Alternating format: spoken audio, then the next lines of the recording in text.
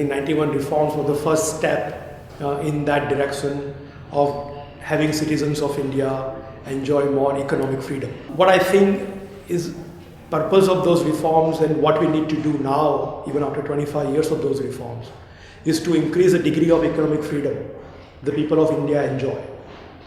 And secondly, make that economic freedom more equitable across different groups in the society. Large chunks of India have not seen any reform at all. For example, agriculture. Nothing much has changed for the farmer. Right? The urban informal sector, the street vendors and the cycle rickshaw pullers and small shopkeepers in the cities and towns of India, for them nothing really much has changed. Right?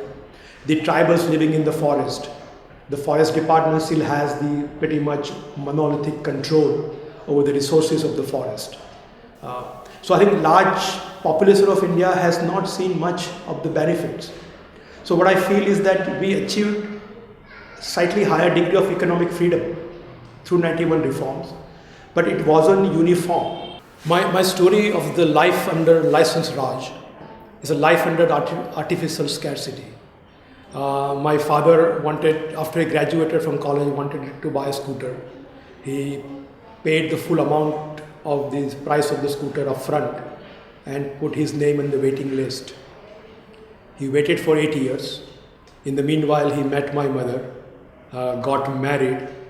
My mother had a family member in the US who actually gave some US dollars. So my father took the US dollars, paid part of the price of the scooter through the US dollar. And at that time, he paid in a US dollar, you were moved up the waiting list. So his name moved up the waiting list. And after about a year or so, he got his first scooter. You can imagine that was one of the most prized possessions of his life. So that tells you that how life was under the scarcity created by the License Raj and how people had to manage that scarcity through very ingenious ways. I think transition that we have seen after 1991 is just mind-boggling. I remember very clearly during my college days, right? There were only 2 scooters available in the whole market. There were only 2 kinds of cars, Fiat and Ambassador. They can come in any color as long as they were white. It was white. So if you go to a parking lot, right, before 95, 97, you can only see 1 color of cars. And there are only 2 models in the whole parking lot. Right? Today, the variety of cars you see, the variety of course, mobile phones, the telephone connectivity that we see, the number of people who are using airlines to travel is just phenomenal. So I think in all of this area, what is interesting is that we have not removed government completely. Government still is playing a role, right, as a service provider, not just as a regulator.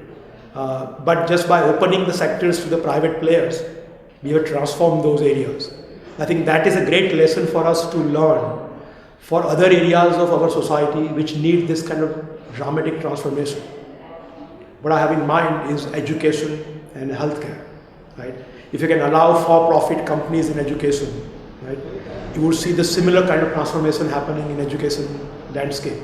Right? People would have far better quality of education at a price they can really afford.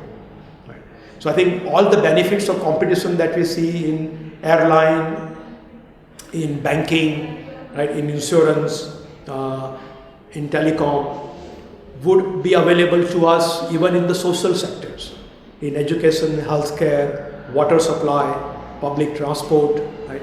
Those are the areas which are now crying for similar change.